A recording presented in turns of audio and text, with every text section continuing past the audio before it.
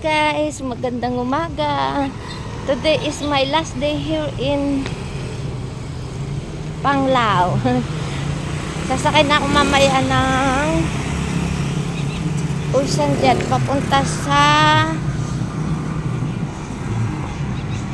Cebu. Nag-iisipan, no? Malala, bagong gising ako guys. Nakikita niyo yung diamond na yon? Yan. Sikat yun guys. Kaya lang wala kami time pumunta doon kasi gabi na kung umuwi kami. Ang lalayo kasi ng mga tourist spot dito.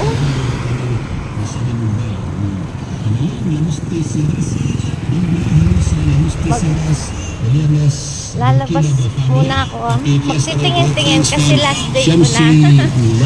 Oo, ayan ang Panglao. Mga natutulog pa yung mga tao. Mamaya pa sila maglalabasan mga 8 or 7. 7 to 8 labasan ng mga tao dito eh. Tulog pa sila. O sige guys, update ko kayo mamaya pag nasa Cebu na ako.